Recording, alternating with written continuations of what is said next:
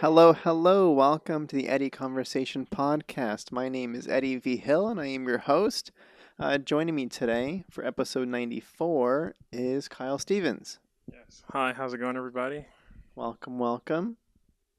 Kyle is I would describe you as, I met you initially as a script supervisor at one of our local meetups here in LA, and director, script supervisor, also director.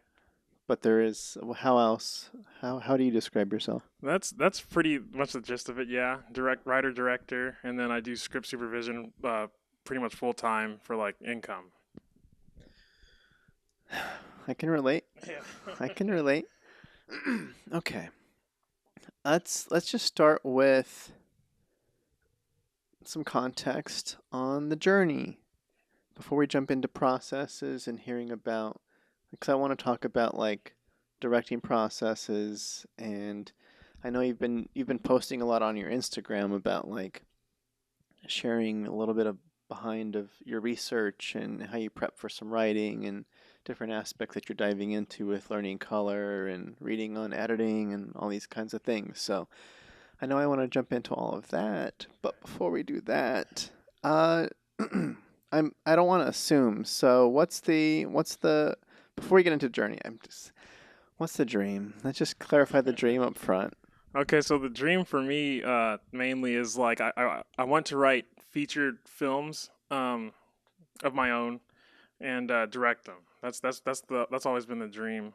Um, like when I was younger, I used to do like uh, comic books and specifically like Japanese like manga comic books. Everybody in my generation, that was like the big thing. So I did that for a while, and then I really realized like that's that's always been like the goal is to kind of just be able to control and tell my own stories. Because after doing the comic book thing, I went to college and took art classes and stuff like that. But it was always drawing somebody else's ideas, and so I was like, oh, this is fun. Like I still get to draw, but the thing that I'm really interested in is like the storytelling and like having like a hand in that. So yeah, the dream would be to like do feature film, like direct my own feature films. Okay, so just to clarify, not only direct your own feature films, but you want to be the initial story concept person. You want to come up with the story, write the story, follow through with the directing is the ultimate combo dream. Yeah, that's Okay, accurate. great. All right, so now let's flash back in time. We're currently in 2023, I believe, is the year. It's June, and we're in the middle of a writer's strike. But regardless of that, where I guess you mentioned comic books, but why directing? um, Is it, so it's funny. So like when I was going through the whole comic book thing, I was always like, what's like the ultimate? It sounds kind of like juvenile now, but it's like, what's the ultimate like experience in terms of like art? And so comic books, at the time of my limited knowledge, I was like, well, I get to draw, so I'm like crafting it, and then I also get to like conceptualize all the stories and characters, and that kind of held my attention at the time because it was I was doing all of the creation in terms of making it happen.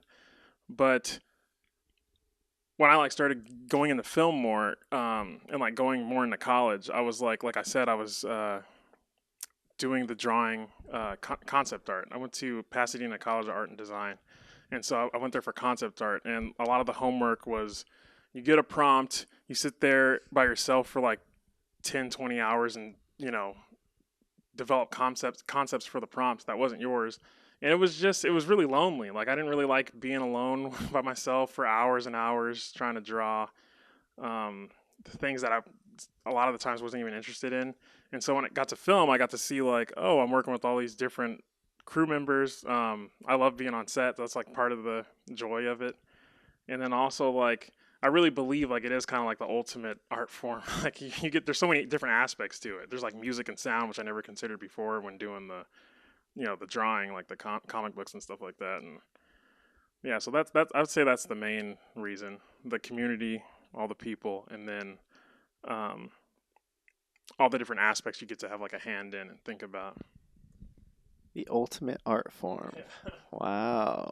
Wow, it is true. You get to dabble in everything from the director chair, right? Yeah, Yeah. you got your that's the fun part also for me, the scary part Okay. too, Yeah. cuz it's hard to I don't know, it's hard to know everything or Yeah. it's hard to be able to communicate with that many different creatives and so many different fields, which is why I see you dabbling into all the areas that you're dabbling into Hmm. to I'm assuming to increase that knowledge and increase your collaboration ability. Hmm. But at what point, when did you get your first taste for filmmaking as you know it now, or how did you make that transition from like comic book artist essentially into a visual movie making medium? So like all this, like the big boom, pretty much of like from drawing to film, kind of happened around like 2017 when I was like in college, my last semester of going there.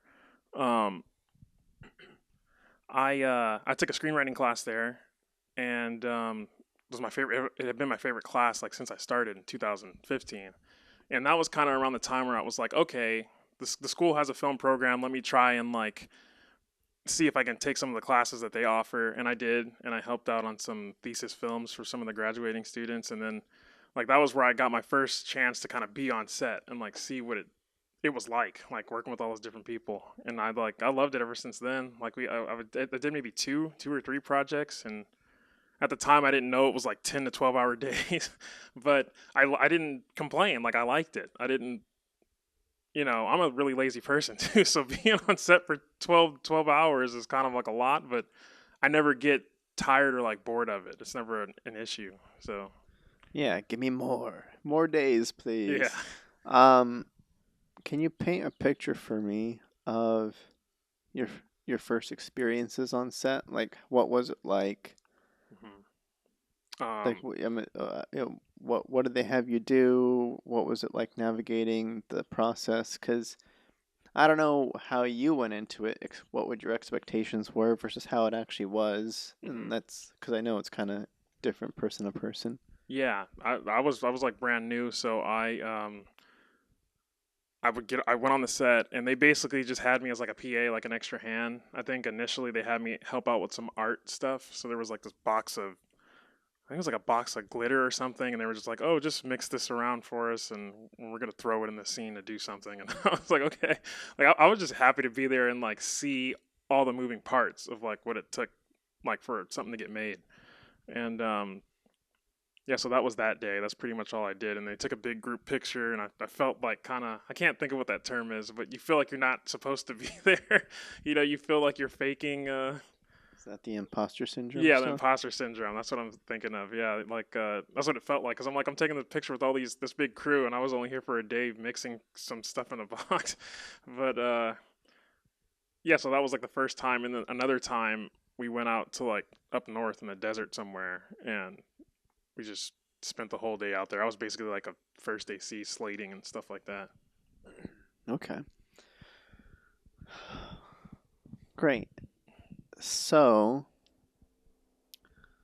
I guess I am curious to hear about going from those first initial sets to your brain trigger, like some something triggering in your brain saying this is what I want to do now, and finding your way onto set. Like how, when did this happen? And was it like after the first set, second set, third set, and then you're like, wait, am I gonna make a career change here, or Okay. how did that go? Um. Yeah. So before going to college, I had been telling my friends like, "Oh, I'm going to be a director." And so I kind of already had that in my head because I had just been so into movies. But the real switch I mean, you say that, and it still wasn't like this is what I'm gonna. I wasn't like full gung ho about it. Yeah, because I mean, at that point, you hadn't been on a set yet, right? No, yeah, Okay, no, so you were kind of keeping an eye out for it, but you okay? All right, yeah. go go go go go. No, no, no. It's fine. It's because I know what you mean. I understand like where you're trying to get to now, and it's kind of like yeah. So I went to school, and I guess the whole time I was there, I'm like, well, I'm gonna do concept art, and that's gonna be my foot into film, and then I'm gonna transition to like directing. But then I look stuff up about it, and like that's not really how it goes. And there was one concept artist, I forget his name. He did the Maleficent movie, the first one, and that was like he went from concept art to pitching that idea to Disney, and so he got to direct. But that was such a one-off shoot thing at the time that I like looked up, and I was like, I don't know if I'm gonna be the next guy to do that. So, um, yeah, I guess the real switch happened around, like I said, 2017. I had always known that I wanted to get into like movies and stuff, but I wasn't doing well like in school. Like I was going to art center and I kind of wasn't keeping up with my class. And so what ended up happening was that I dropped out to take time off to really kind of reconsider like what I was gonna do because I wasn't enjoying it like I felt like I should have been enjoying it, but also it wasn't. I started to like research into film and stuff more, and it didn't seem like it was going to get me to where I wanted to be. And so I took that time off, and probably for like a year and a half, like I was just kind of in limbo because some other life stuff came into play too. Like there was I used to be like, this is kind of off topic, but I Sure. used I used to be religious. I was Jehovah's Witness, and then so around that time I was kind of struggling with that, and I spent a whole like sabbatical of like 3 months trying to figure out if this was right for me or not. And so it just like that big span of time really gave me clarity. I would sit down at my desk and write like, okay, what am I interested in? Because I was really struggling. I was like, do I not want to draw anymore? Like, because that was such a big part. I was a drawer guy my whole life. Like I was Mr. Artist everywhere went. So I was like, I want to give up drawing and then do film, or can I do both?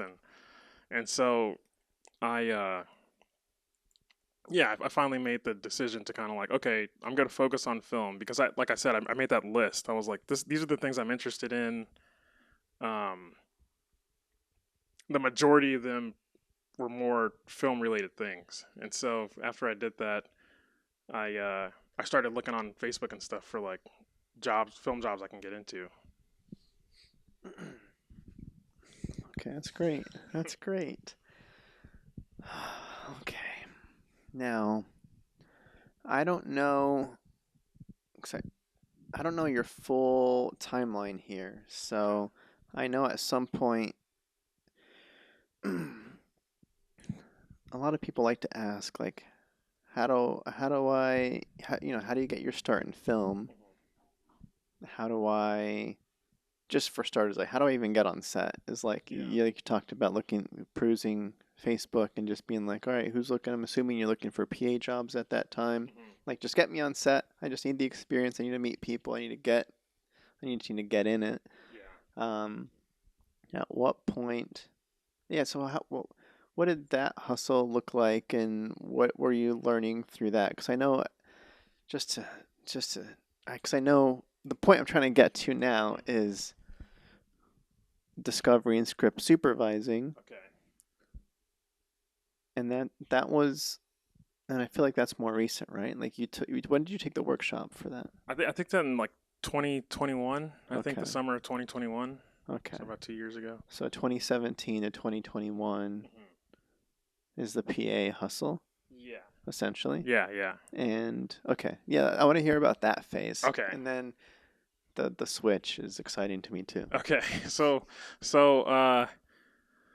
yeah, so that hustle took place from 2019. It was like February 2019, so like the very beginning of 2019 I started looking on Facebook, and I always tell everybody that I meet that wants to get into film, the best way to like do it is like helping out student films and stuff like that. Like I started off at AFI because there was a guy, I forget his name now. I think it was Sam or something, but he had a post on Facebook just looking for anybody off the street to come help on their student film. And so I was like, oh, okay, I don't know anything or anybody, so yeah, I'll go spend like 12 hours. They just want your labor just for their project.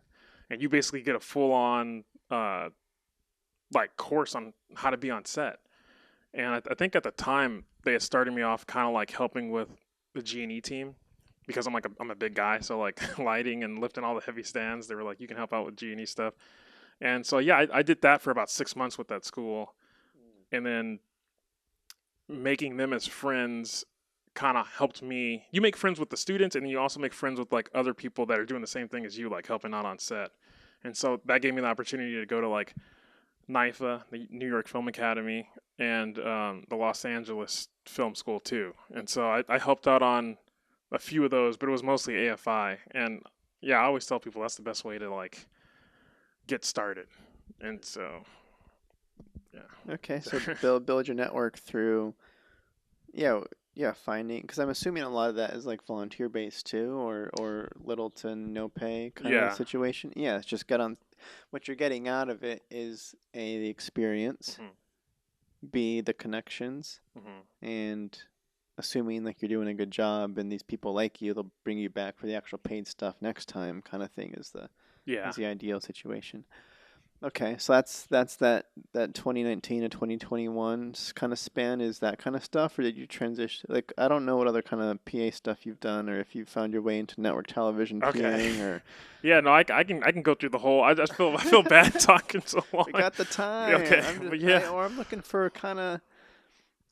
I'm looking for, just like any story that you write. Like, Okay. what are the big, Like the full timeline, the big swoops. Yeah. yeah. So, well, I guess 2019 was, yeah, that was the film school phase. And then around the, I will pause. Sorry, I don't okay. mean to interrupt again. Because through all of this, you're still thinking about directing. Yeah. Now, we can come back to this question too, but I'm wondering what the directing looks like while you're doing all of this. Because I know you sent me a couple of projects, but I'll need more context onto when those were shot Okay. and that sort of stuff. But okay, yeah. Continue. Okay. So should I go on with the timeline, or should Yeah, I? Okay. timeline's good. Okay. So 2019, yeah, I was a film school people, and then around the fall after that semester was over, I started to get like paid stuff. Like I went back to Facebook. That was the best place for me at the time, and I looked for like any kind of gig because by that point I had done some art stuff, grip stuff, and PA stuff, and so I knew set etiquette for all those different departments pretty. I knew it enough to like try to get some paid work. So that's like what I started looking for in the fall. And then I got jobs. And then in 2020, beginning of 2020, is when I started working closely with this place called Brat Studios. Have you ever worked with them? Like Brat, Brat? Yeah. BRAT. I have heard of them. I've never worked with them. Okay. I worked with them beginning in 2020 before the shutdown started, and then they followed all the procedures and everything, so they continued to go into the rest of the year doing it. And I spent like probably the good portion of a year working with them as like a PA. That was like the PA phase.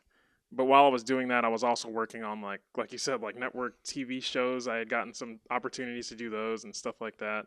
And this whole time, I'm still asking about like because when you're a PA, that's a really good position too because you can ask all the different you can talk to all the different departments on set because you're not beholden to like sticking to one group of people because you're just helping out everybody. So I would use that opportunity to go talk to, like I said, all the departments, and I would kind of ask them like about the best directors that they've worked with. What's the best position to get into if you want to direct? So you can learn and make money at the same time. Basically, that's what I always tell people. And yeah, so through that, I found that it was script supervising, and that's kind of where the script supervising comes in. Man, who's telling you the script supervisor? Who? I feel like that's the only the best people know Yeah, that script supervising is the place to be yeah, if you want to be a director. I hear too many people talk about like the AD track, like because when you're on set, you see that the AD is involved with everybody, so you just kind of half assume that that's the place you want to be because they're literally in a very powerful position interacting with all of the department heads. But no. the dirty little secret Is it script supervising? Script supervisor is a place to be. So, oh yeah, No, yeah. no, it's okay. I don't know. So who's telling you this? Is it other script supervisors or is it like the art department's telling you? No, there was I forgot who it was. The first time I heard it, it was during one of those student jobs, like one of the thesis films, and I was asking a bunch of the people around the grip truck, and some guy, I didn't know what position he was or if he was just visiting, but he told me, he was like, "Oh, you should check out script supervising if you want to like blah blah blah." And so that's when I started like getting hooked onto that, and like that's when I would put more focus. So any set I was on, I would try to find out who the script supervisor was and ask them about it. So that's kind of how it started. Yeah. That's very cool. Yeah. That's very cool. Okay. So now, before we get into the script supervisor stuff, I still want to hear about like, all right, well, you're PAing, you're a production assistant, and you're kind of going around set asking people, like, hey, talk to me about other directors, talk to me about what you got going on. Like, you just want to, you're absorbing everything that you can. Yeah. What what are you thinking about as far as like your director self? Like I always think about myself on like I've talked about it before with the pillars. Like I'm building up the script supervisor pillar and getting more experience there. But there's also this director pillar that I'm putting work into and building as well. And making sure that like, all right, sure I'm getting paid to do this, but I'm also putting a lot of energy onto this side and making short films on the side or writing this or blah blah blah blah blah. What were you? Was it purely research, or did you have? Were you trying to sneak some little projects here and there? Yeah, I was definitely. Are you asking if I was doing stuff on the side while I was? Yeah, yeah. What were you up to for the? You don't. Yes. Okay. Yeah, no. Like during the script What are you supervisor. asking, Eddie? I just, yeah, Classic. no, I was definitely trying to get my own stuff started. Like after working on all those jobs, like as a PA and grip and stuff like that, you meet people that are also trying to come up and do the same thing you're trying to do. They want to make films and build their portfolio too. So I had met a really good friend of mine who still I work with today, and like so he had a camera, he wants to be a DP and all that stuff, and I started making stuff with him, and yeah, so it's great because I don't have to worry about all the logistics or like budget because we have a lot of this stuff. Like I put some money in, he's put a lot of money in, and so like we have our own kind of like crew that we work with all the time, and so it was easy to do anything I wanted to do like on the side. So I had worked on the first thing we did together. I think was like a spec commercial for Netflix. I like wrote and like did the storyboards because I can draw and everything. So I wrote it and we shot it at my girlfriend at the time. We shot it at her place for the location, and it came out okay. It never got truly finished. We edited it all together, but we couldn't figure out the coloring, and we had some like we had to superimpose some like TV screens and stuff. So it was just it was a lot of work, and I didn't know what I was doing, so it never really got done. But yeah, that one was shot probably around beginning of 2020. It's like maybe February of 2020. So almost like a year right after I had started doing the whole film thing. Okay. So that was the first one, and then like you said, you had a little team. I don't know how many. Is it how small are we talking here? Like, is it 5-person crew kind of stuff, or is it like you had 20-person team that was down to do like what? No, yeah, it was pretty small. It was like Just it was me, and then I knew how to do some grip and lighting, so it was me, like my DP, and then he had a roommate, so that's three, and then we found a camera guy again off of Facebook. Facebook is like the start of the whole career. We found a sound guy, a guy that was willing to come do sound for us. So that was like four, and then an actor that I had met doing horror nights because he was really cool. Like I met him in 2019 when I was doing horror nights, and so yeah, we got him to act. So there was like five of us. I was like a 5-person team. okay. Yeah. That's great. That's all you need. Yeah. That's all you need. Make the stuff. All right. Jeez, I don't know. Sorry for clearing. Oh. Okay, so while you're doing the PA hustle, you've got this team that you're making stuff with.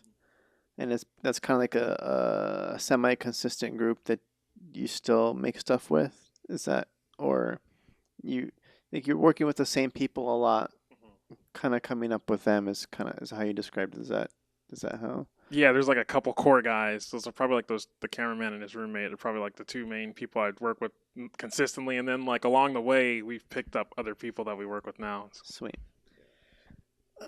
Okay, great. All right.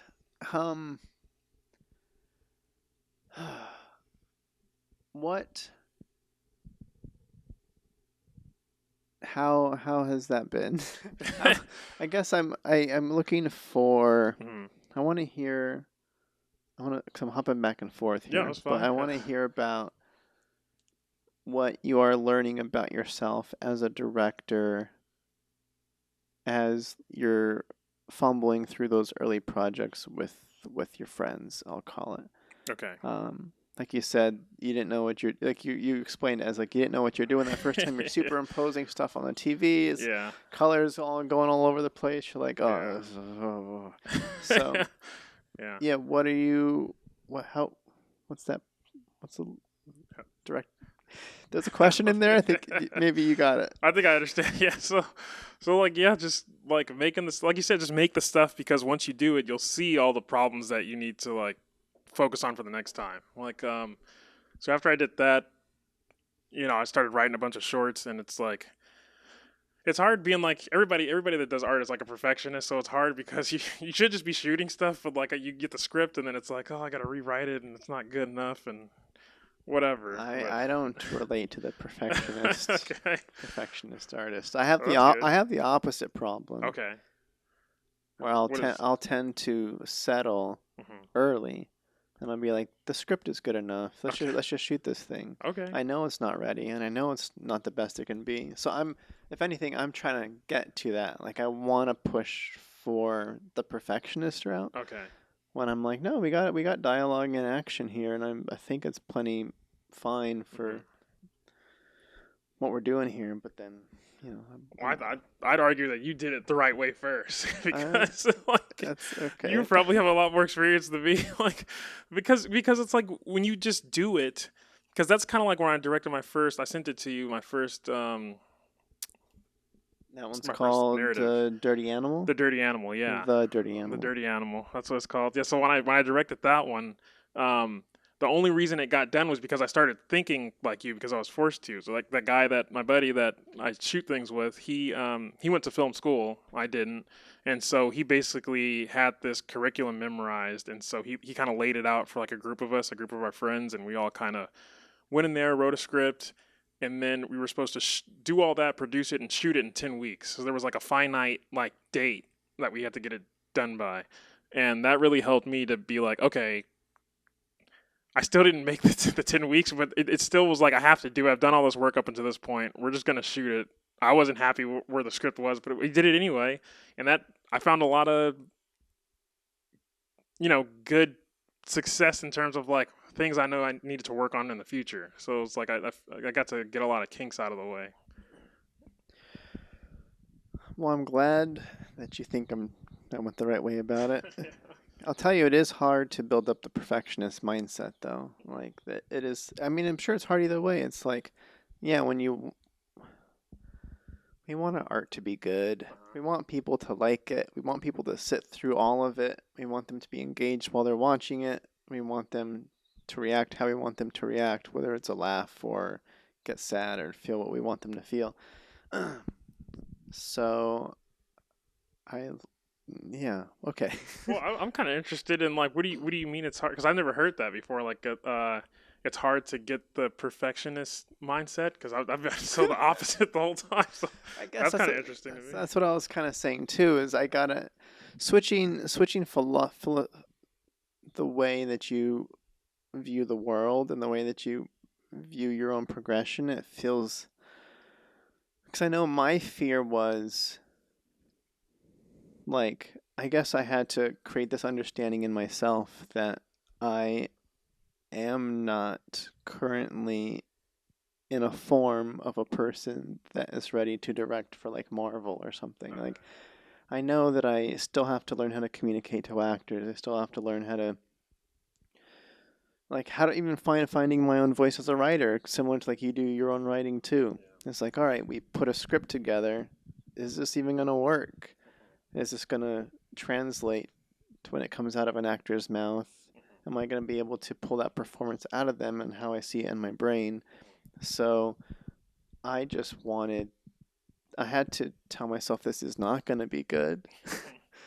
And that's kind of okay because I'm learning and it's about getting it done and getting the reps in and make one thing, learn some stuff, make another thing, learn some stuff. But I have been doing that for so long that when it comes down to, well, let's try to make something good now. Like with the goal isn't to just make something and learn from it. It's I've learned it. I've learned a lot. Now capitalize on everything you've learned and make the best thing you can make. And what's the best story you've got in your back pocket? Who are the best actors that you have? All the compile it together, stew it, or make the stew, and impact some audience members, and making the switch to like, no, this isn't resonating, this isn't working, and really doing that diagnosis on why it's not working or what could be better is really hard for me to see because I get so deep in and I get so lost in the work that I almost can't see it anymore. So I'm trying to get better at pushing through that fog. Yeah. And getting feedback is hard. You send the script out and people say things about it and you're just like, this is just never going to work. Yeah. So something I'm currently working through still. Yeah. And I know what you mean about that, like you're so deep in it that you can't really see like the problems anymore because you spend so much time. It's like it just looks normal to you, but you can't really. It's like the same thing they say about painting. You gotta go away and then stand like 6 feet back and look at it so you can like make sure the composition and everything is working out. Yeah, because I know I'll convince myself of stuff. I'm like, this is the best I can do right now. This is the location I have access to. I know it's not perfect for the story, and I know, this is the actor that I have, or this is the, I can't afford an art team on this. This is the whatever, blah blah blah, and I'll be like, all right, well, now I've contextualized it for myself, and this is good for me. But then when somebody new comes in, they're like, wait a second, this doesn't work, and I'm like, you're right. Yeah. I know. Yeah, but I mean that's what you got to do. Like one of the big problems I saw, and it's crazy that it's such an obvious thing now, but like we didn't have on the Dirty Animal shoot, the sound was really kind of tricky. I had a couple friends that were willing to do it with some equipment that I had bought, but nobody wanted to do it. Like everybody hates doing sound for some reason if they're not like a sound person. So like we what was it? I didn't have a Comtech. And a lot of I don't know if you took a look at it, a lot of the shots in that I watched it. Okay, all right, thanks. But a lot of the shots are like super far away. We did like we had like what we call it the midnight cowboy shot. Like where Dustin Hoffman and the other actor are like walking down the street and you got the camera like 100 yards away or whatever. And like so I couldn't hear like the dialogue that was going on in the conversation. And it just wasn't something, like I said, we did it so quick. Like it wasn't something that I had thought of beforehand. And so the performances aren't really what I wanted them to be. In terms of just like the cadence of the voice, the actors are great. Like I think the actors did a really good job, but it was for them too. Like it must have been hard because I couldn't really give them specific direction on like how to play it. And at the time, I was also inexperienced with working with actors and like kind of what to say. I've tried to remedy that now with some decisions I've made, but yeah, so that was a big thing, like the sound, just not being able to hear the dialogue. Yeah. Okay, so just context for some people. What is the Dirty Animal is not. It's cause you sent me a rough cut, so it's right. So it's not complete. It's not out there. Yeah. It will be soon, I assume. Yes. Like I'm planning on having it done by the end of this month, and I'll put it on my YouTube channel. And then what's it about? It's about a so the basic premise is I'm always scared when I say it. The basic premise is there's a homeless man. He's an artist. He sketches in his sketchbook on the side of the street, and a businessman approaches him with like a proposition. He's like, "Hey, I'll pay you to help me find," because he notices that he's an artist. He notices that he can draw, and he sees like this guy in the same, like, kind of existing in the same area for like the past week. He's been going to lunch and stuff. He's seen this homeless guy around the area, and he's like, well, maybe he's seen like this girl that I've been dating who like won't talk to me anymore. And so he's like, well, let me take a look at your sketchbook, and lo and behold, the homeless man has a sketch of her in the sketchbook, and he's like, wow, where have you seen her? And so he kind of like hires him on to kind of help him corner her in a way so that he can come along and finally get a chance to like explain himself and like try to win her back. And so that's the gist of the story. Okay, yes. So the whole story takes place essentially outside. It looks like a busy metropolitan street, kind of like you've got the skyscraper environment. He's a businessman. He works in corporate somehow, somewhere. Um, so when you were saying sound initially, I'm like, oh, there's like cars and Yeah. traffic and sirens and, Yeah. but that didn't seem to be the yeah, yeah. So there was that. But I know what you were saying was when we shoot movies, the director gets the sound person is there recording the audio, and they send the feed to our little pack, and we plug in our headphones, and we wear it so we can hear what the actors are saying. And you didn't have access Yeah. to hear the actors, so Yeah. when you're so far away, you're just watching two people walk towards you, Yeah. and Yeah. they're like, "Hey, Kyle, how was that? Did you like that? Is Yeah. that good?" And you're like, "I wish I could tell you." Yeah. I couldn't hear it. I mean, there were some shots where I was close enough, but I was usually on the other side of the street because, like, yeah, we were using a really long lens, and yeah, so I couldn't hear Yeah, him. no, it's tricky. Yeah. I know I've had a couple, like, I know I shot a short, a bigger, I don't know, a short last year that we were filming in New Mexico, and uh, we got a sound guy that he had like this sound equipment that the Comtex only worked if he was plugged into the wall. Oh. Like, he needed to be like, he needed to be plugged in for his Comtech thing to work. Okay. So unless we had power for him, Yeah. we had to like I had to go without the Comtex.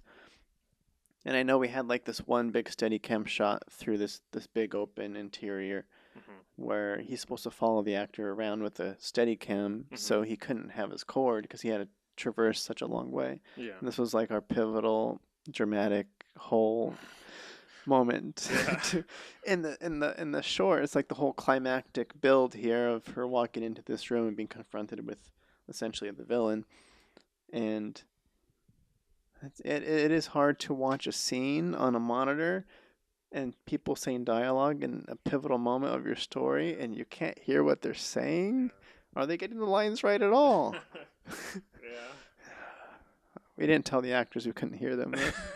Yeah, I mean, that's hard. I mean, because you don't really think about it either, like until it happens. But I mean, now I do because it did happen. But yeah, no, you got to be there for your actors, and I try to like now that I understand like the acting process like a tiny bit more, I try to be there like on set with them.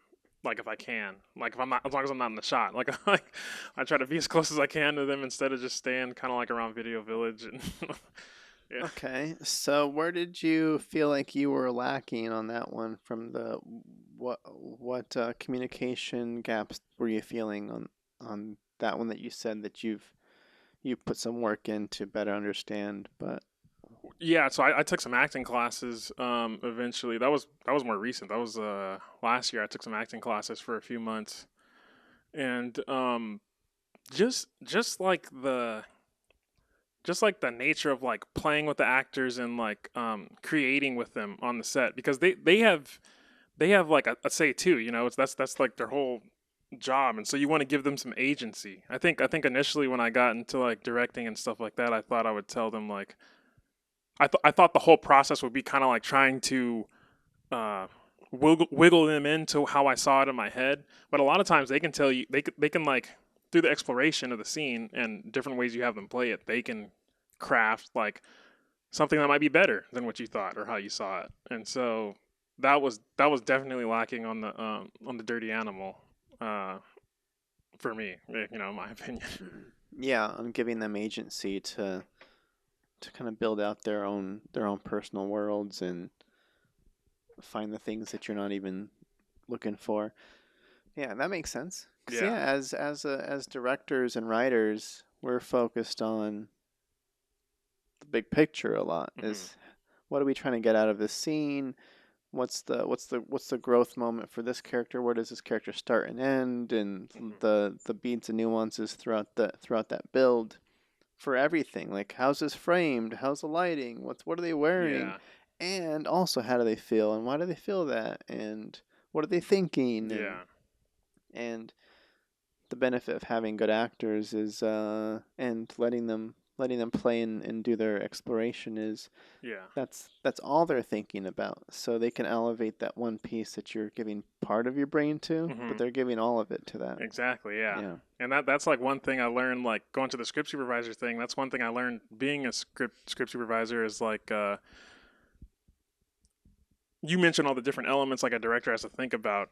I've been on a lot of sets now with like observing directors because that's like partially my job, and the ones that sit there and focus super hardcore on like the technical things like on the day, you can really see how, in my opinion, this is an opinionated thing. This isn't like how I think maybe it should go, but There's no right or wrong. yeah, but they it really suffers like the film, like the not even just the film, like the day, like the productivity of the day kind of suffers because um they're I believe when you're on set, that's the time for the creative process. Like all the technical stuff, that should all kind of be handled for the majority of it, like in pre-production. Of course, you're still focused on it on the day. Like I'm not saying don't think about it, but that should be like you pepper a little attention here and there because stuff may be going wrong, or you have to make like a split second decision or something like that. But the majority of it should be like, okay,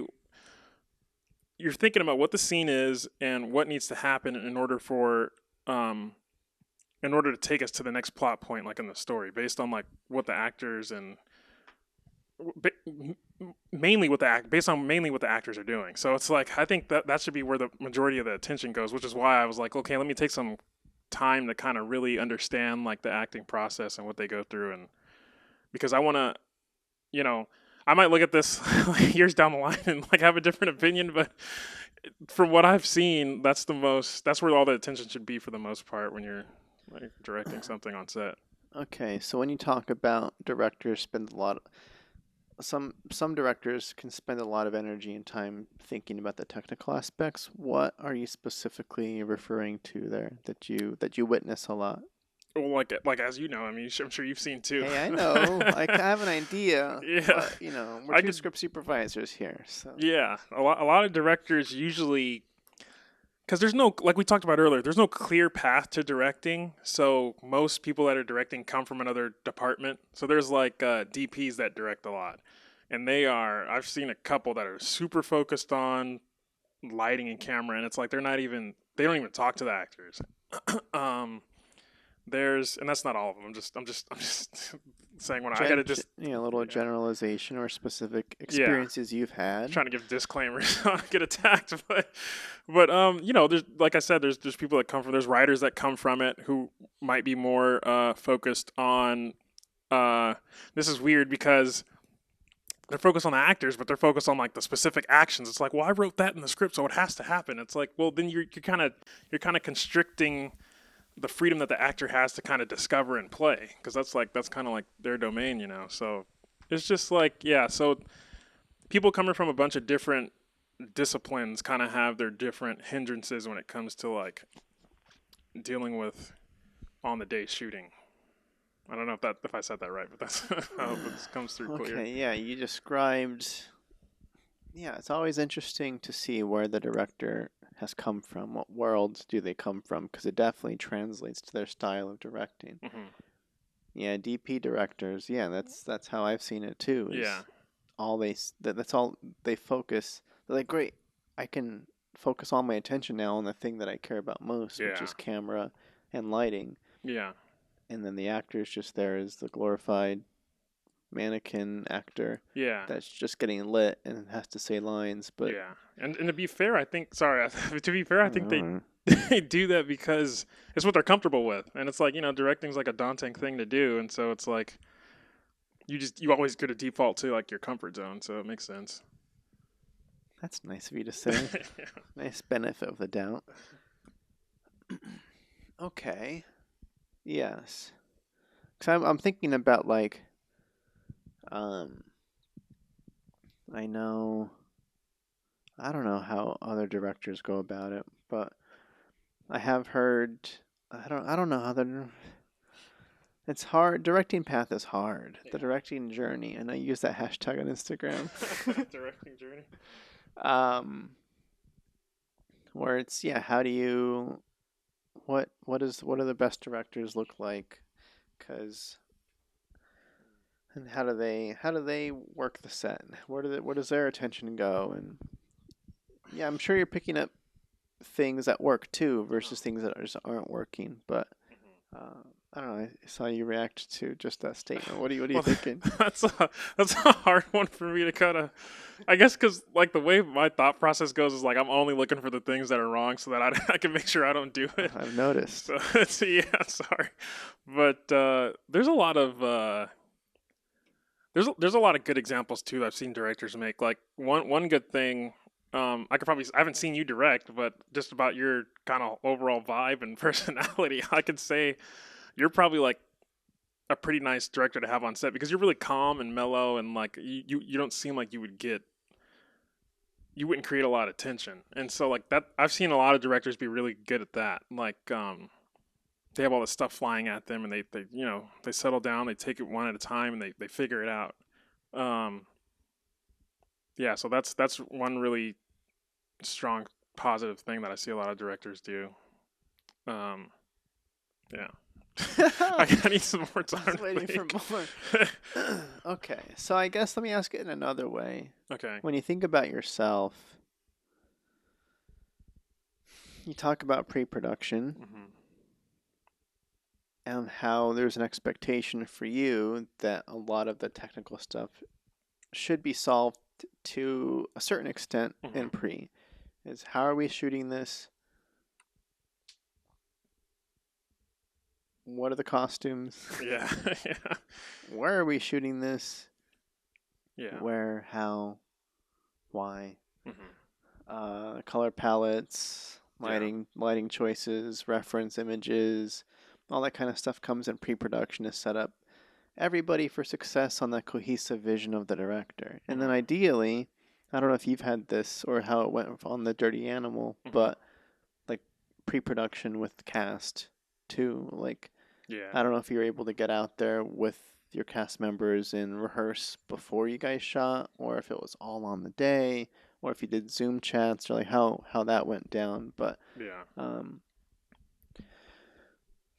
how do you want to be as a director on set? Like, what are you aiming to do? Like, Well, yeah. So I guess kind of like like okay. I guess kind of like what I said. Like ideally, I'd like to be more organized. That's a problem with me. I'm super disorganized, so I'd like to be more organized in like the flow of production. Like I'd like to like me saying all these things doesn't mean that I'm like perfect at doing them either.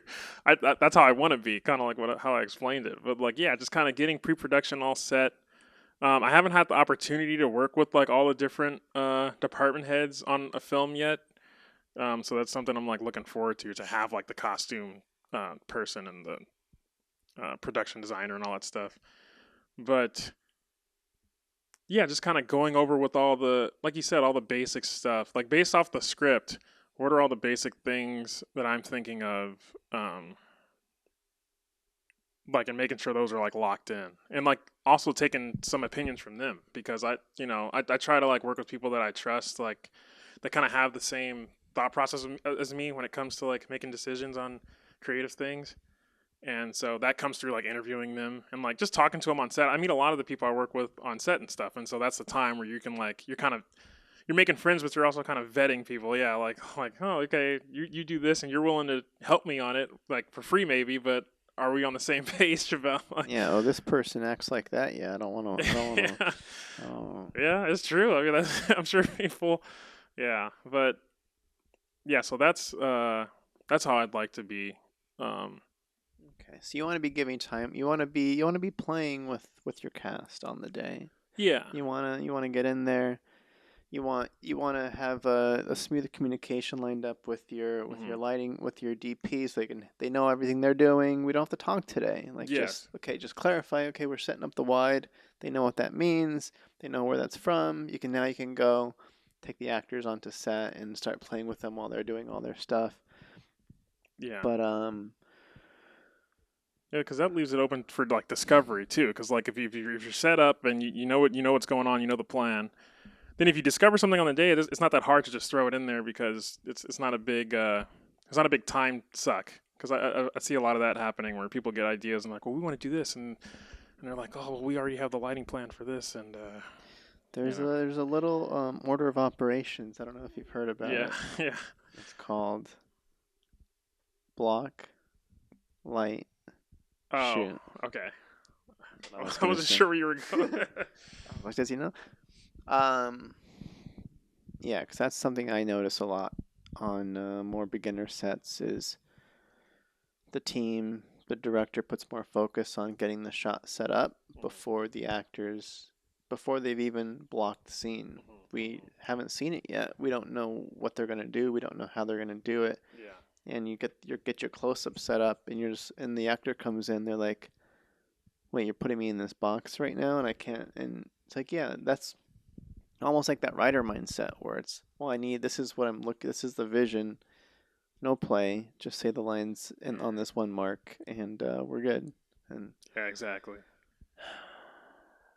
Yeah, and I don't know. that's There's a place for it. I mean, but who knows? yeah, but that's Who how I knows? see it going a lot of the times too. Like as a as a script supervisor, yeah, you're always just they always set up the lighting first, and it just makes a bunch of problems. But yeah, I guess like the main thing, I guess like going back to the question where you said like how do I want to do things? I've been in the other side of it, so the main thing I want to make sure I keep in mind is just giving everybody that I've hired to kind of give them their space and give them the agency to like do what they need to do too because they're trying to create too. And if you're too rigid, then it's like they kind of feel like why am I here? Like why am I even doing it? I'm not really getting anything or what I want out of it. It's a tough balance. Yeah. It's a tough balance because I know again to talk about me. That's something that I am working on as well in terms of similar to the perfectionist pursuit. Mhm. I can be the type of director that uses the collaboration excuse and I do less prep on certain elements Okay. because I'm relying on the other team members Yeah. to focus on their thing. It's like, all right, you're the costumes person. What did you get from the script? Like I don't see costume at all. Okay. When I write characters or I'm thinking story, I don't think about what they're wearing. Hmm. So I need a lot of help there. Or even with shot design, I'm like, I have a vague idea of how I want to shoot it, but I don't know how to light it. I don't know what vibe I'm thinking about. Yeah. So now I'll rely on the DP to send me what they're thinking, different options, and I'll be Hmm. like, oh, I like this one, I like this one. But I want to flip it a little bit more, tilt the scales to I want to have the stronger vision on Hmm. my side while still retaining the collaborative. I just want to have more clearer visions Yeah. on my side without being too rigid about it. Yeah. No, I It's get hard. that. It's hard. I understand what you mean. Yeah. I mean, like, you just like the way I think about it when I go into like deciding on what I want, like in terms of like color and framing and all that stuff. It's like, well, how is it is kind of hard. I guess I'm more of like I go through the same thing you're going through, but it's with the story. So it's like how is this moment in the story making me feel, but also how is the character that's going through it supposed to feel? And then that kind of like dictates maybe costume, because like the costume is, I learned about a lot of this stuff in like concept art and stuff like that. Because like when you design a character in concept art, you design their silhouette and their costume.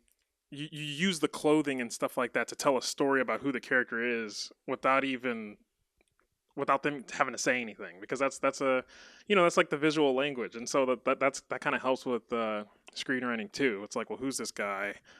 He's a schlubby guy who doesn't like whatever, so that's why he doesn't care about the way he dresses. So now that'll inform like what you put him in, or like, I love that stuff. yeah, Sounds awesome. it's fun to do, it's fun to create like that. And it's the same thing with the lighting and stuff too. It's like, well, the character's feeling this way in this scene, so maybe we have blue lights because he's feeling down. And there's like certain colors say things about, yeah, Yeah, no, that sounds awesome. Like when you're writing the script, you can convey thoughts without having to say them yeah, directly. And that's what the job is, right? yeah, Yeah, that's yeah. great. It's visual That's storytelling. beautiful. Yeah, Okay, so you have that background. That's very helpful. yeah, it does help. I'm glad. That's one good thing I got out of all the time. Okay. Um, all right. I know you. Okay, so I do want to ask about, you mentioned that you took some acting classes, or you Hmm. took an acting class, or this was after directing the Dirty Animal. Yeah, How did you come up with the idea to take some classes, and where did you look, or how did it go? What did you come out with? I can't really remember like the initial reason. I think I had wanted to do it for a long time, because I really like working with actors. Like that's like the part of the biggest fun part to me is getting to work with like actors and like talking to them, like creating the character. But like again, like it must have came after I started script supervising. I'd see like directors and actors talking, and like, maybe it wasn't going the best way, or the actor would get frustrated because they weren't getting the kind of direction they needed to get. So I'm like, okay, well, I don't want to be that guy. So let me take some classes. So yeah, I took some for maybe like 2 or 3 months. I took a class, and the way that went was I was in, it was 3 months. So I was in the class with the rest of the students who had been doing it for a while, for a month. And the teacher noticed, like, oh, okay, you're kind of new. Go take private lessons with this guy. His name was Patrick, and so Patrick was that was great. Like at first I was kind of like, oh, but I want to be like with everybody else, because you kind of get to do scene steady work with other actors and stuff like that. So you're like playing around, but the one-on-one was really helpful because I got to ask specific questions and kind of tell them why I was taking the class. Because inside the class I was kind of like incognito. I'm like, I don't want to tell anybody I'm here. Is like trying to, I'm only here because I want to learn more about acting for directing purposes, because I didn't want that to kind of like phase the feedback I might get, or like, because people, it's just natural. People are gonna change their perception of Yeah, you when makes they, sense. Makes sense. yeah. So I came out with like a lot more empathy for what like actors have to go through, and that's not, I'm not saying that to like seem like a good guy or something. It's like it's a lot of it's hard to do. Like once you try to do it, um, it was like a revelation of like, oh, this is what they're doing. Like you're trying to, it's because you go into it thinking like, oh, you're trying to like practice fake an emotion to the best of your ability, but it's not. It's like it's really bringing up a lot of emotion. It's one thing that I really liked about it was that they understand the script on a pretty like a deep level. They're thinking about it. You have to, like, Yeah, their breakdowns and stuff. Yeah. yeah, yeah. And I didn't know that before. I didn't know how deep they go into it. They know the script maybe better than you. Like I said, they come up with other things that you might not even thought of, because they're so focused on what the character's doing and or feeling in that moment, because they have to portray it. So that was like a big like revelation for me. Yeah, coming out of it. That's great. Yeah. I had a thought and I lost it. Sorry. Okay, so you took the class. You came out with some revelations. Actors do a lot of work. I was gonna say maybe this is the I don't know. The okay, yeah. Actors and I don't know how it was for you Mm-hmm. or how good you felt about your acting. but but for me, because I've taken scene study classes and I got my start doing that. I thought I wanted to be an actor first. Okay. Quickly learned that I did not enjoy it, Okay. and I liked the writing and the creating. I started making stuff so that way I could act on screen. Mm-hmm. I produced, wrote, and directed so that way I could act. And then I realized I hate the acting part, and I love the writing and the directing and the producing part. Okay. Um, but even recently, yeah, you got to meet my girlfriend Sarah. Yeah. She was in my recent project, and I acted. I had 2 lines in it, Mm-hmm. and it was torture. You don't It like it. was torture. Okay. So, but yeah, 'cause I'm on set all the time, and I see actors work, and I've Uh-huh. done scene study, and I've done, I do the podcast, and I'm in front Mm-hmm. of the camera, and Yeah. You're pretty comfortable. I can be comfortable in ways, but acting's different. Yeah. Like the level of presentness you have to have, Mm-hmm. Mm-hmm. while also turning it on in an instant Mm-hmm. and no and seeing the camera right in front of you while you're trying to act with your scene partner and the crew's Yeah. all around too, and you're just like, I have a hard time. Like I don't know how actors do it, Yeah. but as a director, like you said, playing with them on the day, but also I don't know how much you're thinking about this, Mm-hmm. but creating the right environment for Mm-hmm. them to Yeah. be ready to do it, so people aren't just like going up and talking to them, or Yeah. they have a space to be alone for a bit if they need it to kind of get into their zone or just keep their energy or whatever they need. Yeah. That's something that I was reminded of when I did a couple of small roles just for fun for some friends, and I remember while the crew is I love being with the crew. Yeah. That's the best part. But Yeah. but when you're an actor, you have to be away from the Uh-huh. crew, and they call you in when it's time to go, and you have to be ready.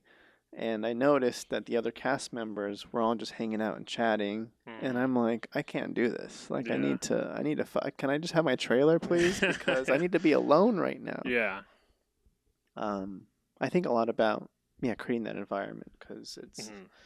we're asking a lot from our actors and taking them for granted of like you're gonna perform even if like that's yeah. Yeah, no, I think that's a good point because like I'll see actors like as a script supervisor, I'll see actors.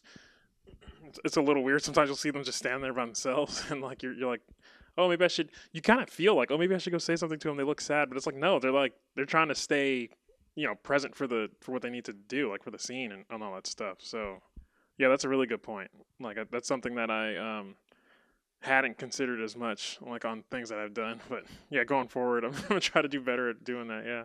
Yeah. Speaking about going forward, let's not go there yet. Let me see what I got here. Let me see what I got. Because I do know you also sent me. All right, let's talk a little bit about. This is an easy one. Okay.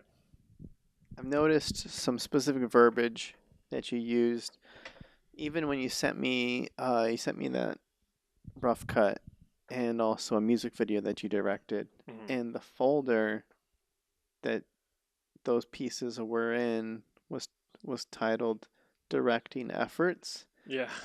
And then I noticed also on a recent post, you had mentioned that you were a script supervisor for a good friend on their latest directing effort. Okay. And I was like, oh, he's calling these directing efforts. Yeah. And so I was kind of curious on how much thought you put into that specific verbiage or why you say directing efforts instead of like, Oh. because Yeah. efforts is a specific word. I guess So it is. Yeah. I mean, I don't. I guess it's a subconscious thing. I don't really think about it, but I guess like the efforts is just like this is an attempt. Like like because I guess I kind of feel like how you felt earlier, where it's like I'm not where I want to be yet. So here's like part of my trying it out. Like basically, yeah. I guess that must be what it is. 'Cause, I yeah. think no, that makes sense. Uh-huh. Okay, yeah. Yeah, I was trying to. Okay. Okay. No, it makes sense. Yeah. It is hard to make stuff early, knowing that the purpose of it is, and like I said, we're making this and we know the objective isn't for this to win Sundance. The objective is to make this together and grow together and have this be a learning experience Mm-hmm. and to test some stuff out. Yeah. You're going to test out some new communication stuff with actors. You're Mm-hmm. going to test out this new lighting style, this new camera style. Like, you haven't done any of this before, so this is a whole testing ground. Yeah. So it lessens the blow. Yeah. Yeah. I guess so.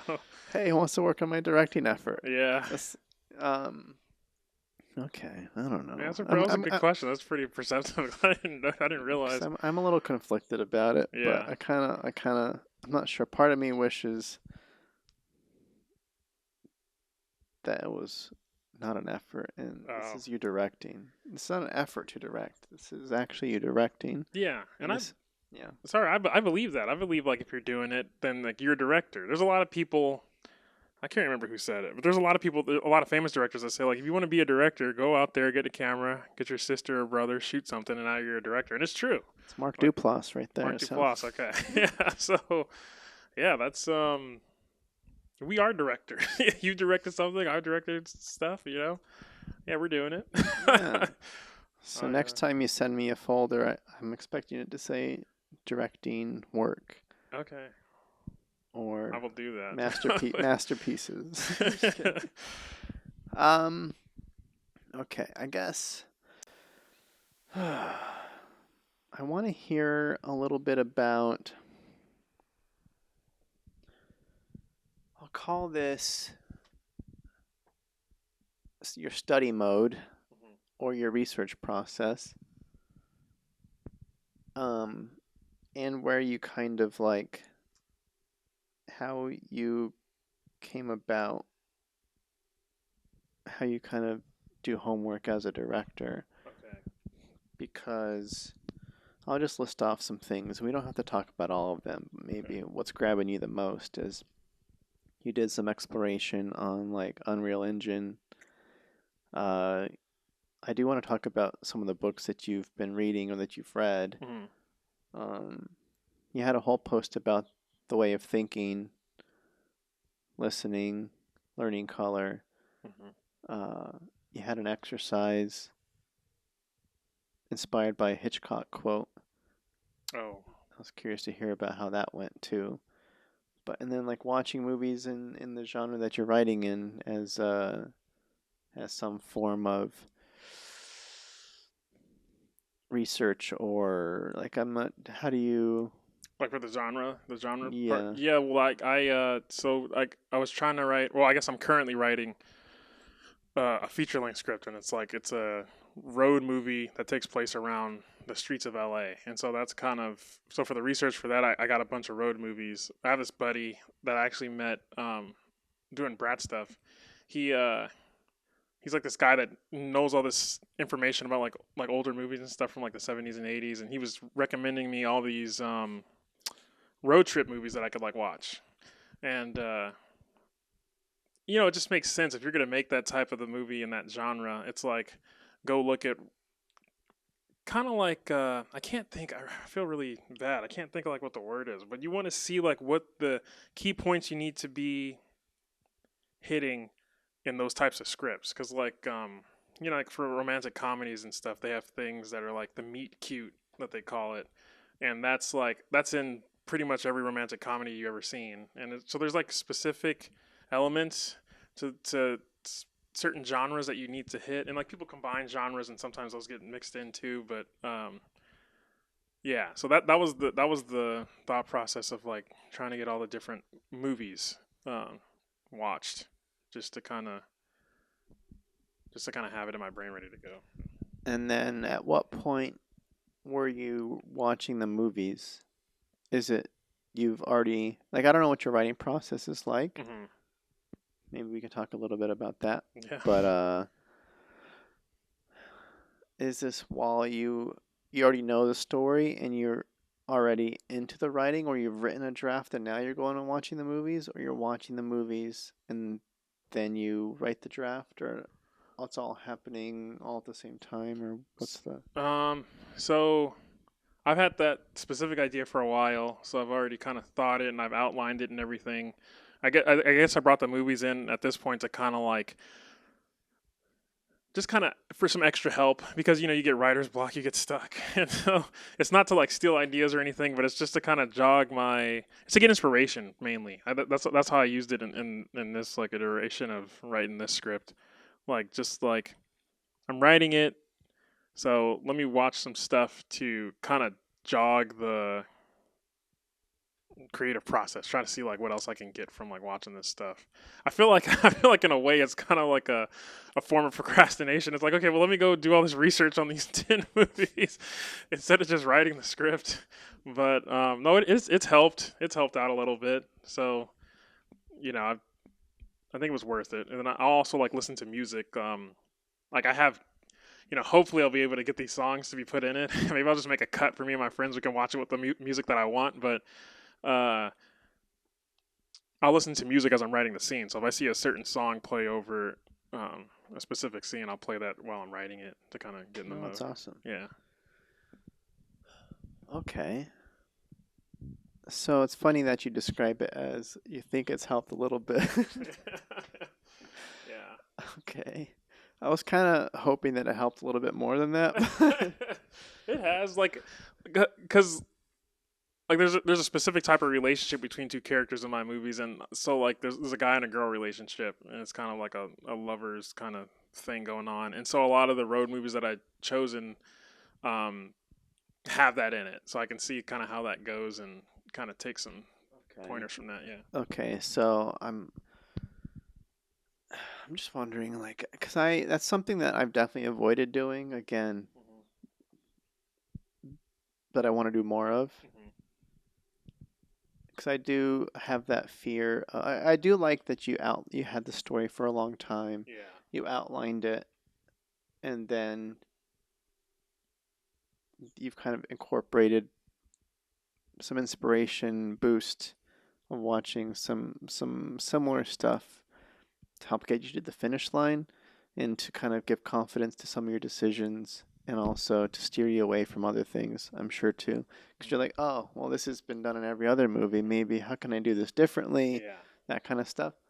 Uh, but yeah, I do have the fear of sometimes I'll watch something and it'll work, and I'll be like, well, I'm just gonna do it like that. Yeah. That worked. Yeah. I love it. Um, And that's not something to be. I mean, a lot of people do that. well, Yeah. yeah. You want to put your little spin on it Yeah. still, and you want to be inspired. Mm-hmm. But I am, yeah, I don't know. Yeah. I don't know. Yeah. I mean, you're right. I'm the same. I think the same way. I'm like, man, I don't want to. It's just like, because then you feel like you're not. It's like, why are you doing it? Like, if you're just gonna copy it, then why are you even? It feels a little short circuity to me. Yeah. Is I guess like because we are inspired by so much. Like I don't know if you read books on the norm, like if you're just reading all the time, or if you. No, I need to get better. Okay. I read books like I maybe read like 2 books a year or something. Okay.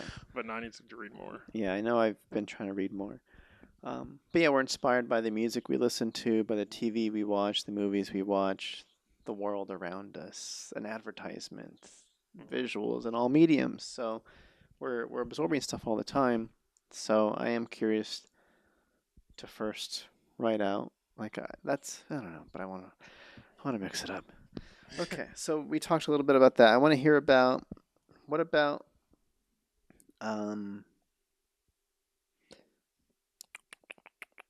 the Hitchcock quote. Do you know off the top of your head something about? Yeah. But for the Hitchcock thing, he was in some interview talking about I can't remember the exact quote, but they were asking him like kind of the same kind of question, like what's your process? And he's like, well, once we get the I can't What's your impression? No.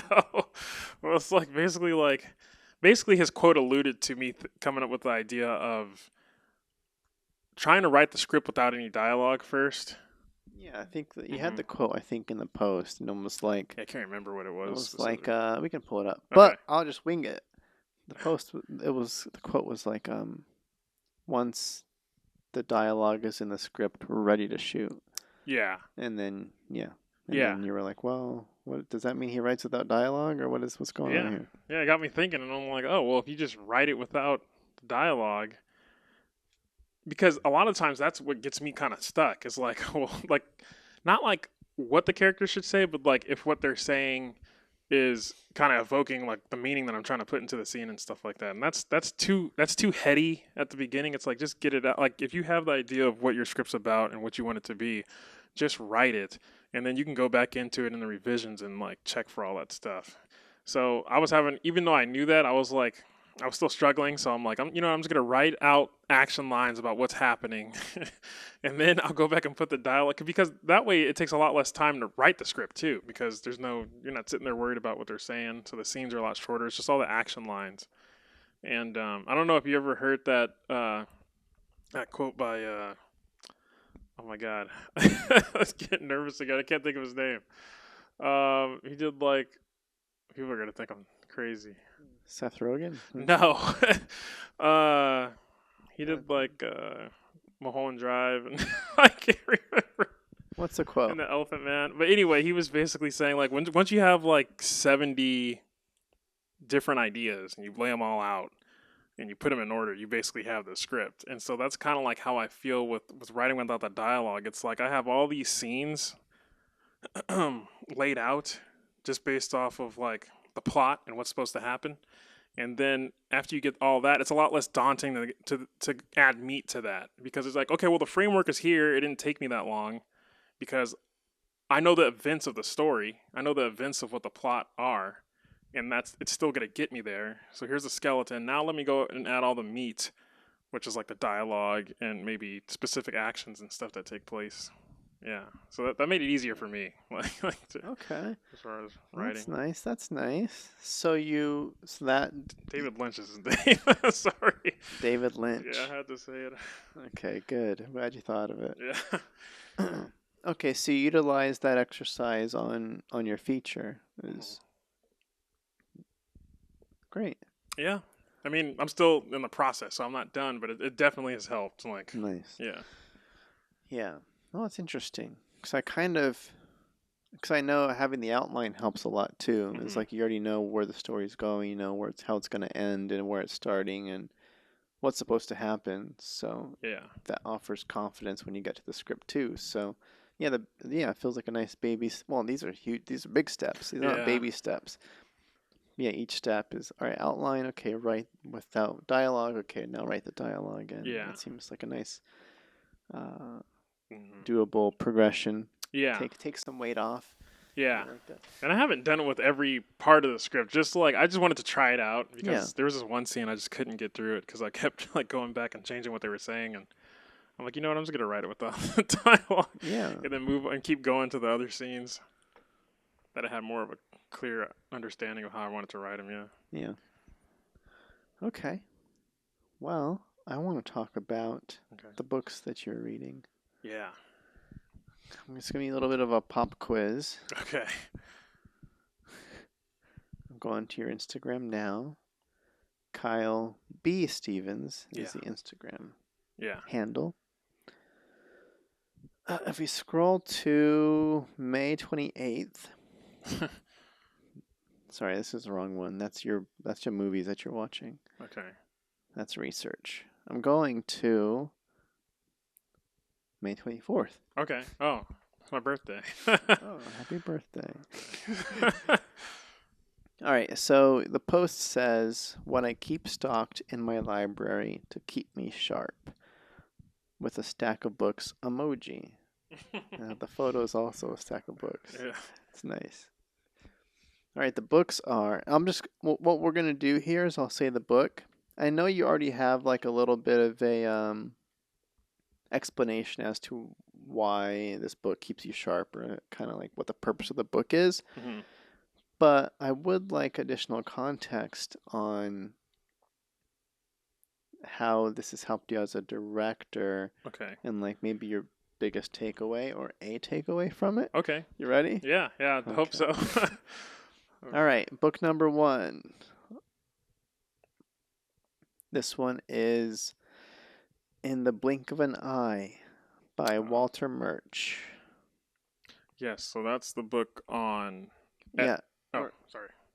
All No, you go ahead. I'm right. sorry. I guess I'll read I'll read what you said, and then Okay. you can give the All context. right, that helps a lot, actually. Okay, great. So this one says, it's a great starter book for those who want to get into editing. It goes over the basic principles of film editing as well as the importance of intuitive decision making. Mhm. So, what? Yeah.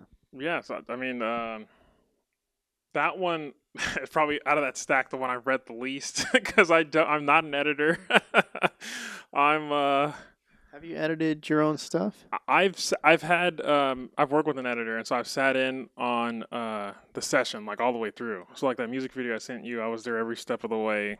I made specific cuts with her. She actually, the girl that helped me edit that, actually gave me that book, and so She's like, you gotta read this. yeah, but yeah. So I've done some editing. I've been there in every session of the editing process when I get my stuff made. I just haven't done it. I just can't. I can't learn Premiere, man. It's just I get so frustrated. I can do like the basics of it, but like when it gets to the advanced stuff, it's I just get help from somebody else. Yeah. Yeah. But you can do a preliminary. You can sort clips in an order and Yeah. get. Okay, so you do. It's just. Yeah, I Okay. do that. I do like I don't know what they call it, like the assembly cut or whatever. Yeah. I do that, and then I bring that to them, and then we work on it together Okay. to the finish. But yeah, from that book, I'd say the biggest thing I got from that book, which is like a super fundamental thing, but it's like cutting on action. Like that's been really helpful when it comes to like making decisions, especially in like the music videos and stuff like that, because you're kind of cutting to the beat of the song, and so I know there's a moment in that one video where the guy's getting punched in the face, and we're like we're going back and forth between who's punching him and himself. So like the cutting on action worked really well. I feel like in that scene. So yeah. I think it helps a lot as a script supervisor too. It's like half. That's like the whole job. Yeah. Is this thing gonna cut? Is Yeah. how I. Is how I describe my job to people a lot on set. Is they'll be like, "Hey Eddie, how's the shoot going so far?" I'm like, "It's gonna cut. Yeah, that's a good. It's gonna cut." It's a good passive answer. It's like I'm not in Good charge neutral. of if this is good or not. Yeah. I'm just here to make sure we have the coverage and it's gonna cut. That's a good mindset too. To have. That's a good neutral response. I'm not here to fix your directing. Yeah. But yeah, okay, because it's pivotal to yeah. Hopefully, it helps with the director too. Is when you're on set, it's like, what do I actually need, and why do I need it in this coverage, and when I'm going to cut from the wide to the close, and what am I cutting on, and Yeah. that helps. Yeah. Yeah. Okay. No. Number 2. This one is simply titled Directing Actors. This is by Judy Weston Hoskins. You have here, it's great for directors that want to have a true creative collaboration with their actors. One of my favorite things she discusses in the text is on the importance of verbs when it comes to directing, giving notes on an actor's performance. When directors giving notes on an actor's performance. Verbs. Yeah. Giving the actors like an actionable thing to do, like when you talk to, like when you're directing them, and not just saying like, well, I want it more like, I need, like, they say stuff like, well, you're at a 10, I need it to be at a 5, or they say like, well, I want you to be more sad or more scary. It's like, well, give them something actionable to do in the scene so that they can give context to their performance, like in terms of like how it's gonna make the scene feel. And Do you have an example? yeah, so I got the opportunity to go to USC and act in something, and I took it because I'm like, I'm pretty sure I'm going to learn something from this class. so I went to the class, and it was the performance right after I had done it. So I had a scene partner, and we were doing this scene from Crazy Stupid Love, I think, and we finished ours. I could have left, but I stay for the class because I want to learn. And so I see the next group go up, and there's how they have it set up is that there's like a directing student, and then he hires 2 actors to play out this scene, and however whatever the notes are that he's giving to those actors, um, the teacher kind of grades if he's successful or not getting the scene to play out. It was kind of cool. It's a cool experience. Interesting. Uh-huh. Yeah, so like I watched the actors do their thing, and I was kind of like, if one of the actors wasn't like, he was too invested in what the other one was saying for the context of what was happening in the scene. So like in the scene, if you've seen the movie Crazy Stupid Love, it's like Steve Carell is moving out of his. This is a spoiler alert. I don't want to ruin the movie for anybody.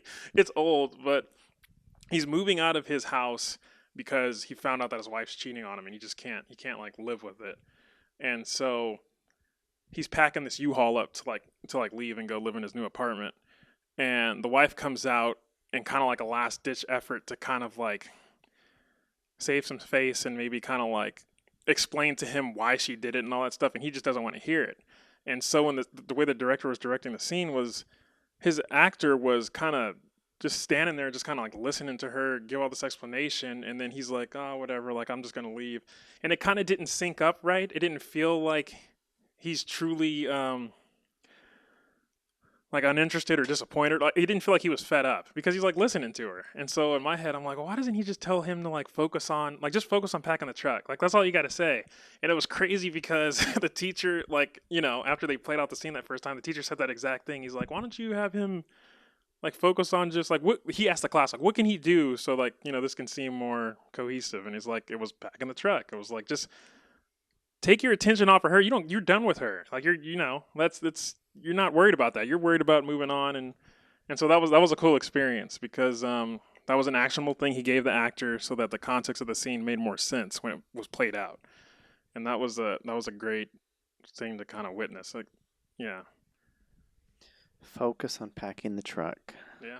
Great. Focus. Is focus the verb in that? Focus would be the verb, yeah. Like giving like an extra. Well, I guess like packing the truck, I guess would be like more of the like just pack the truck. Yeah, I like, think both of those are verbs. Yeah.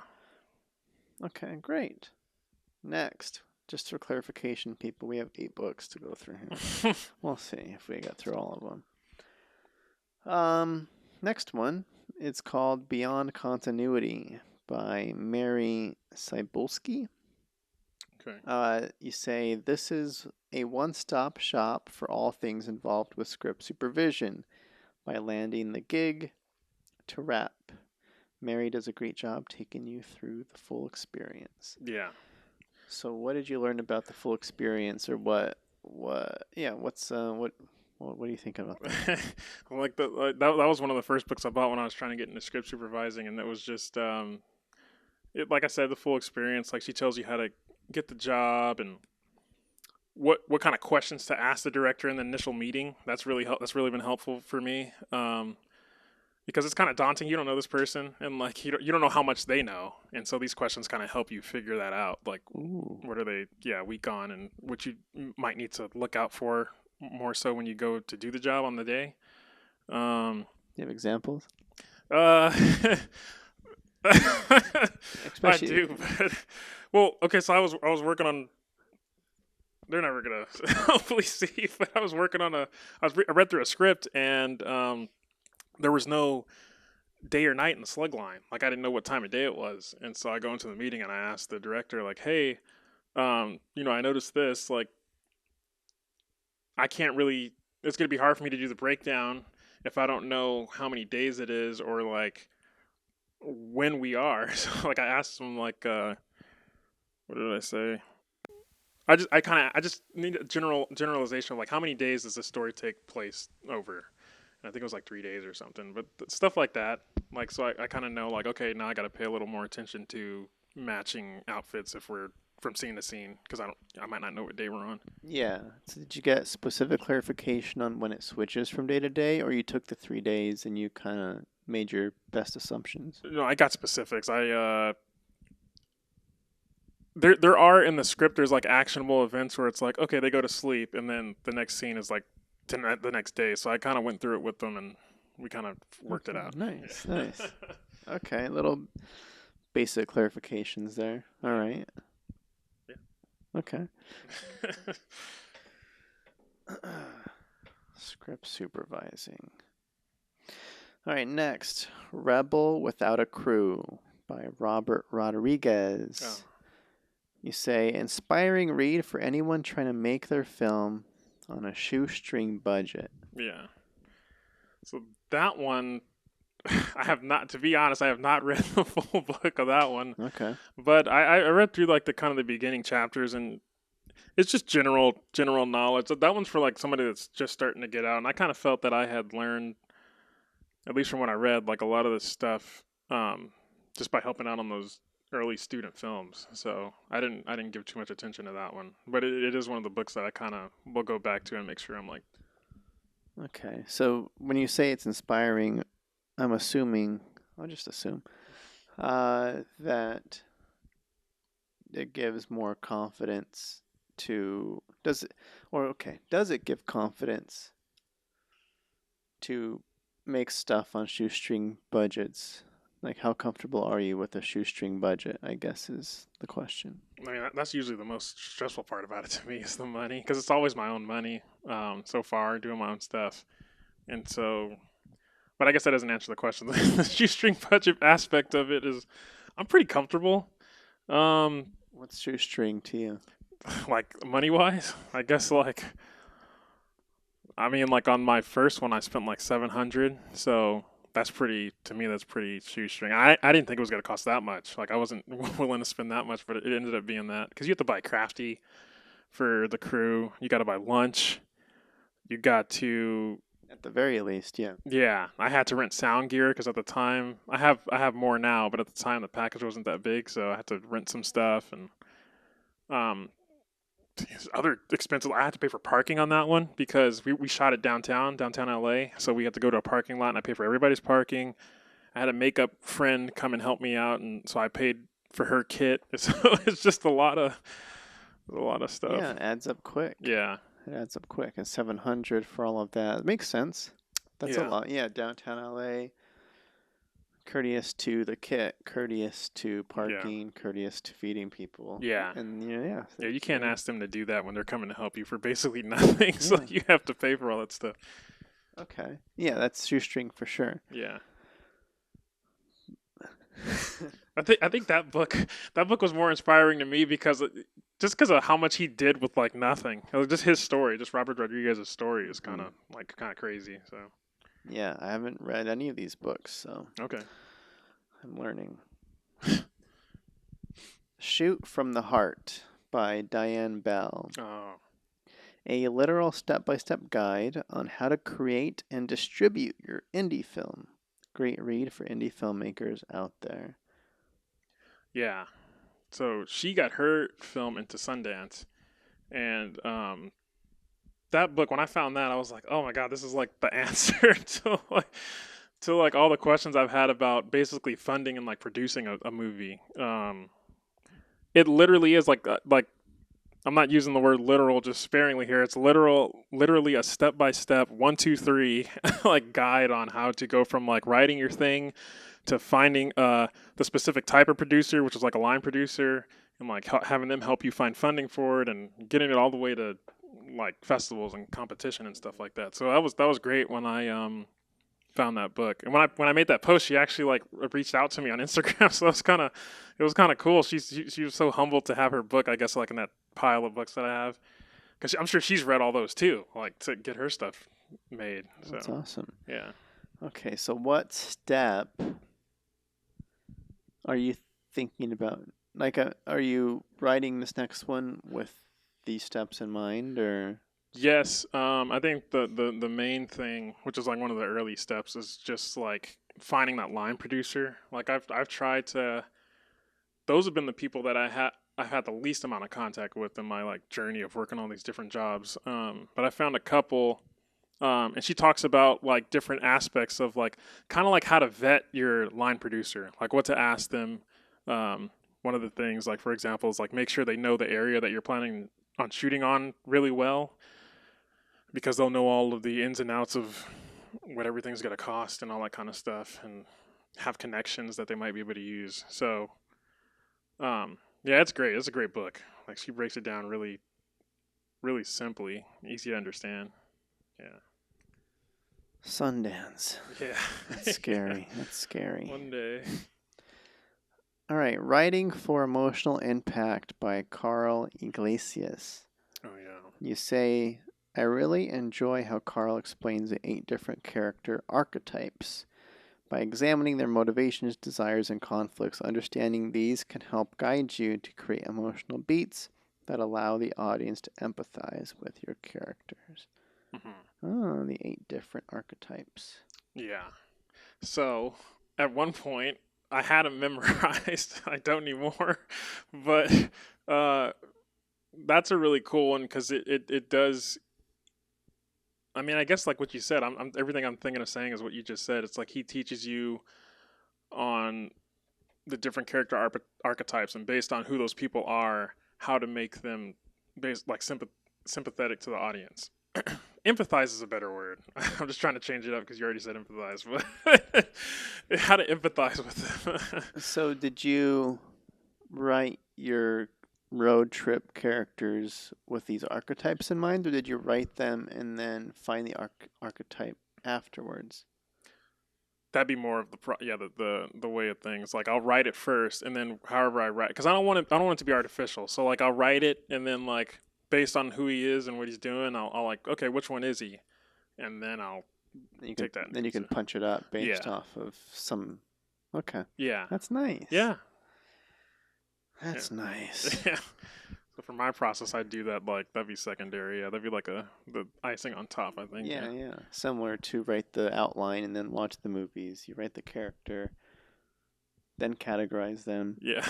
Yeah. versus categorize. I don't know. It's you can. There's so many ways to write stories. Yeah. So. This one's a classic. I see this one referenced on Okay. YouTube. Kind of like what are those? Like the how to write kind of. Kind of yeah. Okay. It's a story Oh. by Robert McKee. Yes. Because people do. Oh, video essay is what I meant to Oh, say. okay. This, you say, a comprehensive guide to all you need to know about screenplay writing. Yeah, you say it like that. It's funny that you say it like that because I had that one in there just because everybody talks about it. I For some cred. yeah, I actually haven't fully read that one either, but I read the first again, like the first. A lot of these I've read the first few chapters. Um, You're like, okay, got it. Next. yeah, but like a lot of people are conflicted on that one. Like a lot of people don't like it, and a lot of people do like it. They say he's too rigid, and just like with like we were talking about the Robert Iglesias thing. Like I don't.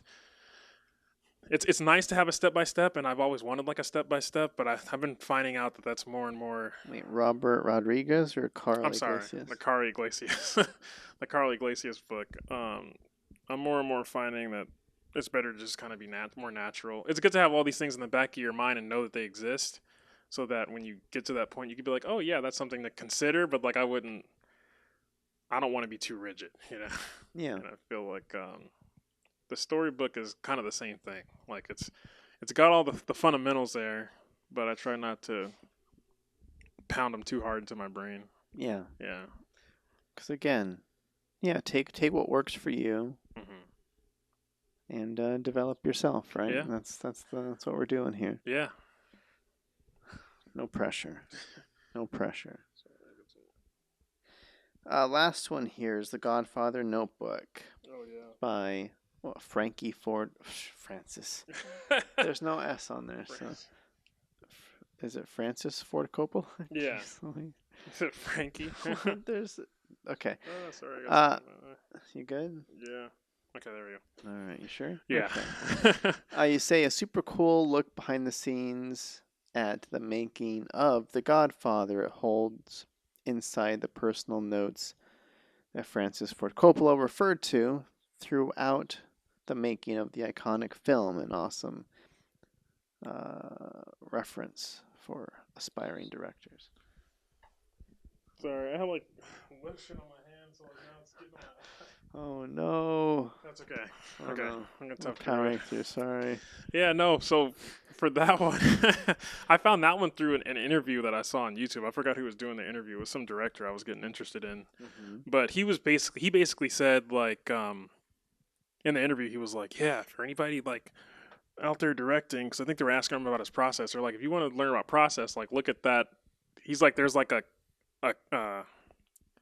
compilation of like all his notes in like a book form that he made on the script, on the pages of the script. Because I guess Francis Ford Coppola, there's like a story. He was so nervous about. He said this himself. He was so nervous about like directing that movie because it was such a big thing at the time, that such a big undertaking that he just went to the coffee shop every day and just made like extensive notes on exactly what he wanted to do and how he wanted it. And so they've made it into a book. And so now you can see he had like this big binder. He had this big binder that was basically like the Bible that he took with him everywhere on set. And it's all his directing notes and decisions. And so like I never got to take a directing class because I didn't go to school for it. And so I was always wondering, I'd see the students like carry those around, like the binders and stuff like that. And so I was always wondering like what kind of notes are they taking, like what kind of decisions are they making beforehand, and how important specific ones would be and stuff like that. So like that was like the perfect book to get an understanding of Yeah, it. to get some context on that Yeah. from.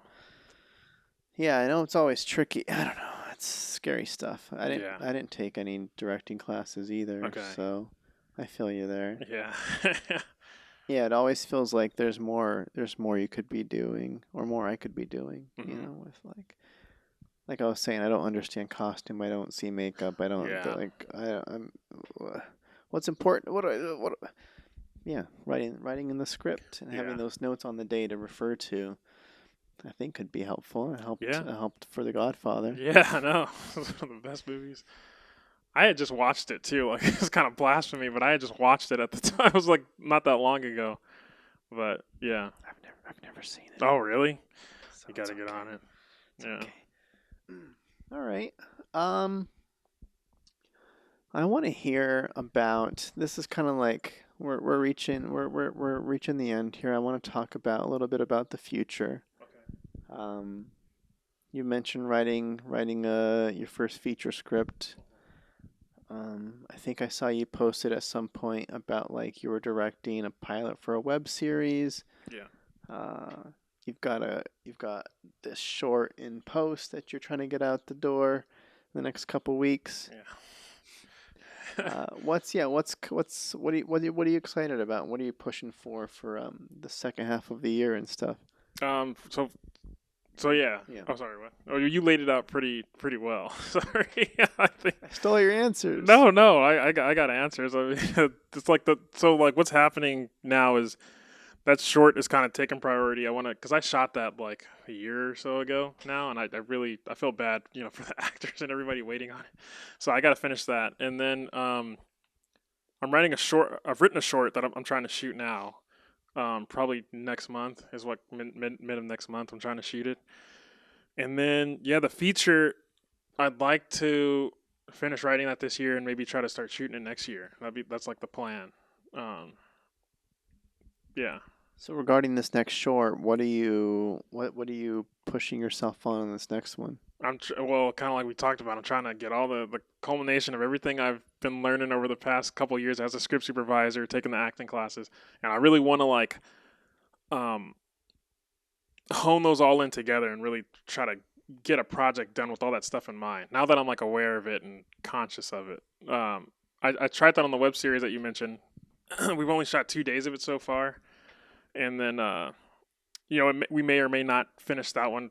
Like stuff comes up, so I don't know.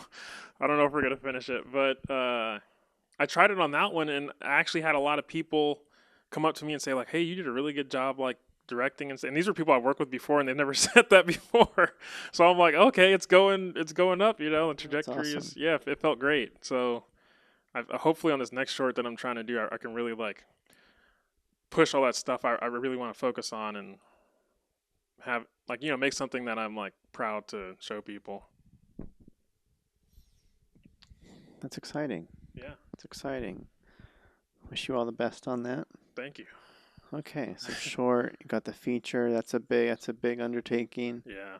And then what about script supervising? What's just keep on keeping on? Yeah, I mean, I love script supervising. I didn't get to say some examples that I wanted to because it just didn't work into the conversation. But I've learned so much doing it. Like, Okay, and throw them out.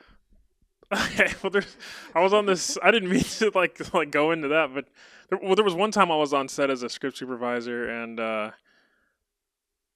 I don't even know if the director was conscious that this was happening, but I was like watching the scene, and we have to line the script to make sure certain dialogue to see what dialogue is on and off camera, so the editor knows when he goes into editing.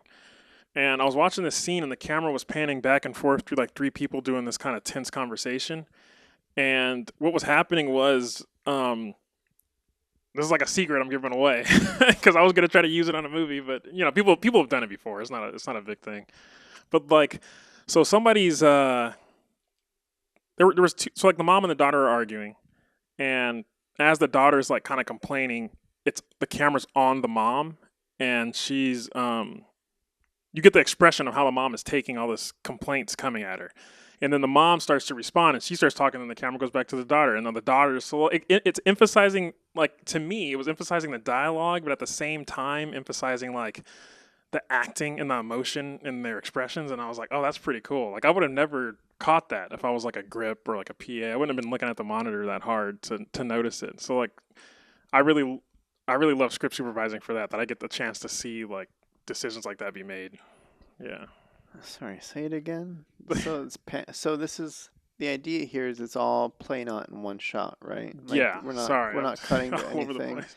No, you're fine. Okay, I think I was trying to think about it and I got lost for a second. But okay, you're swinging, you're panning between two characters yeah. and you're panning to them for the dialogue.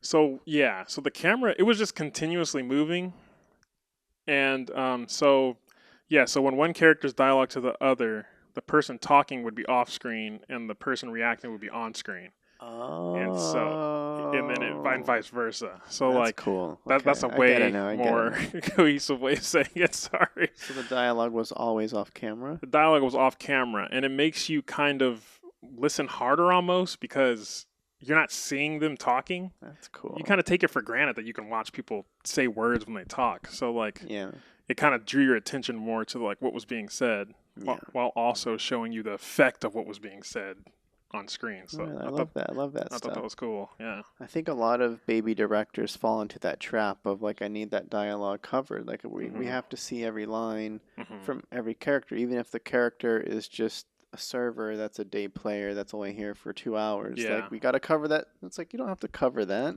Yeah. You know, or maybe you do. But I think some directors fall into the trap of like getting into kind of basic coverage, Uh like huh. single wide Yeah. over and it's like, well, where's the creativity here? Yeah. Where's your cool angle? How can you cover this in just one setup or that Yeah. kind of stuff? So that's a fun idea. Yeah. That was really cool. You're gonna try it. Yeah, I'm gonna try it. We'll see. Like I should try it. I should try it. Yeah, that's Yeah, I cool. definitely want to because I thought that was really cool. Somebody's gonna be like, "Are you sure you don't want to get this covered?" The DP's gonna like, "You want this covered, right?" And you're like, "This is it. I don't want to see them Yeah. talk." Yeah. Yeah. That makes it easier in the edit too. Like if she messes up on a line, we'll just pick it up and like That's a funny. wild line or something. That's funny. I like that. Yeah.